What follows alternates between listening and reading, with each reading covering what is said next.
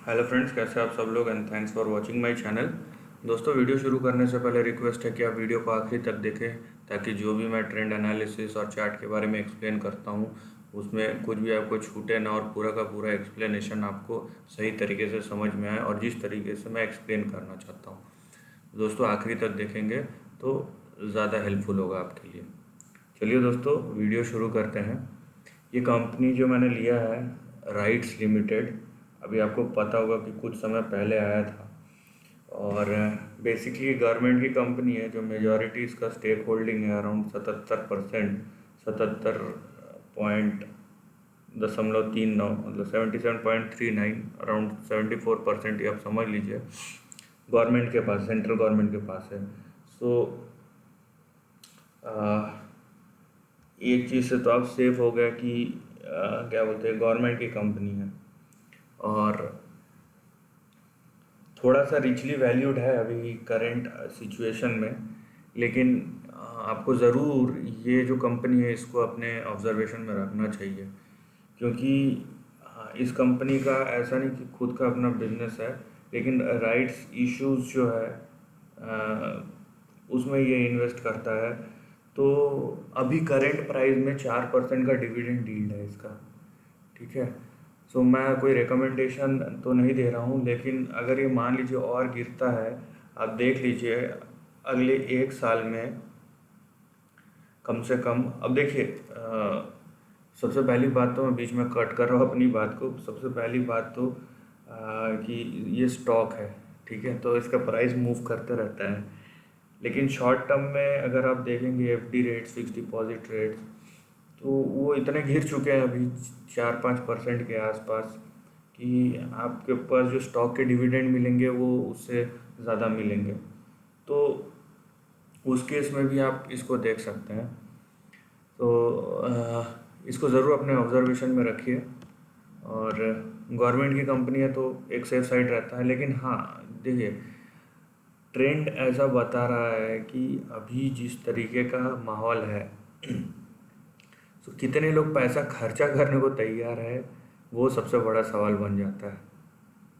क्योंकि अभी लोगों के मन में जो है, मतलब इतना फ्रेश झटका है कि अभी देखिए ना, हम अगर अपना सिचुएशन, हम आप सब अपना सिचुएशन एक्सप्लेन करेंगे, जो हम लोग नौकरी पेशा लोग हैं या मतलब आमदनी चल रही है नौकरी करके किसी दूसरे के पास। सो अब सोचिए कि हम 30-40 दिन जब काम बन रहा है तो हमारी कैसी हालत होगी, मेंटली फाइनेंशियली बहुत लोगों की। तो ये चीज़ें हैं जो लोगों को एकदम दिमाग में डर बैठा देता है। तो हमें समझना चाहिए कि अगर मैं स्टॉक के रिलेशन में बोलूँ तो ज़रूरी नहीं है कि स्टॉक्स जो है तुरंत बाउंस बैक करे, हर एक स्टॉक। और ये इसमें टाइम लगेगा। लेकिन हाँ, ये है कि इसके पर्सपेक्टिव इसलिए अच्छे हैं क्योंकि गवर्नमेंट की कंपनी है, तो डिविडेंड तो आपको मिलेगा ही मिलेगा। उस सेंस में आपको निश्चिंत रहना है। लेकिन आपको जो चीज़ संभाल के देखना है वो है कि स्टॉक प्राइस का मूवमेंट क्या और किस तरीके से रहने वाला है, वो चीज़ ज़्यादा ज़रूरी है। राइट। सो उस संदर्भ में हम बात करेंगे। ये देखिए यहाँ पे कि स्टॉक का मोमेंटम कैसा रहा है।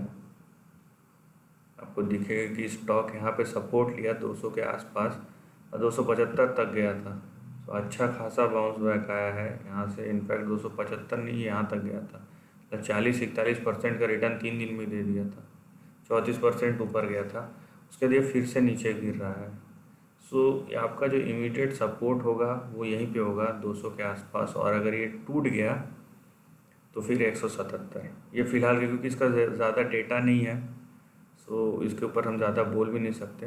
यहाँ पे फिर 177 का सपोर्ट लेवल है, वो अगर टूट गया तो हम मानेंगे फिर 154 तक का। तो ये 3-4 सपोर्ट लेवल इम्पॉर्टेंट है। ठीक है, पहले है ये 200, ये लाइन जो है 200 से 210 के बीच में, उसके बाद 170, 75 से 178, फिर ये जो है 152, 153 पे ना। ऊपर जो देखिए यहाँ पे दो चीज़ है। एक तो ये देखिए ये लाइन, ठीक है। एक तो ये आपका सपोर्ट रेजिस्टेंस लेवल होगा 252 का, और ये पार कर गया जैसे पिछले बार किया था, तो ये 272 का रेजिस्टेंस लेवल होगा। और इसको भी पार कर गया तो यहाँ पे 300, ये जो लाइन है ना, अभी 309 पे करे या 332 पे करे, ये जो है रेजिस्टेंस होगा।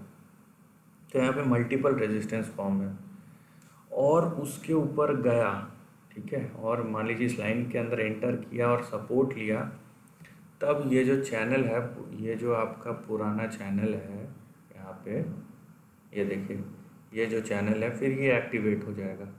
तो फिर उसका जो लोअर का सपोर्ट होगा वो ये लाइन होगा और ऊपर का जो रेजिस्टेंस होगा वो ये लाइन होगा। सो आपका जो है ये, फिर एक बार ये 311 बोलिए या 330 जैसा भी बोलिए, जब भी इसके ऊपर आता है तब चैनल एक्टिवेट हो जाएगा ये वाला, और उसका जो रेजिस्टेंस है, अब ये यहाँ तक गया तो 450, यहाँ गया तो 481, यहाँ गया तो 510 वैसा, तो उस हिसाब से। लेकिन ऊपर जाने के लिए अभी यहाँ पे कम से कम 3 इमीडिएट रेजिस्टेंस है, ठीक है। और वो जो अभी करंट ट्रेंड दिखा रहा है वो ऐसा लग रहा है कि फिर से इसको टच कर सकता है। सो आप अपना जो पोजीशनिंग है उसी हिसाब से कीजिए कि कैसा हो सकता है, कैसा नहीं हो सकता है, प्रोबेबिलिटी क्या है। गिर रहा है तो जाहिर सी बात है, आपको मैंने मेजर सपोर्ट लेवल्स बता दिए, उस हिसाब से रखिए। ऊपर आपको रेजिस्टेंस लेवल बता दिए। लेकिन जो चीज़ है देखिए, ये अभी अब जो है राइट्स का जो है, बात यह है कि वहाँ पे पैसे का फ्लो आना कम हो जाएगा या मिनिमल हो जाएगा। यहाँ पे बात यह है कि कितने लोग इंटरेस्टेड है, ज़रूरी नहीं है अगर किसी को अपॉर्चुनिटी दिख रहा है तो बड़ा पैसा भी लगा सकता है।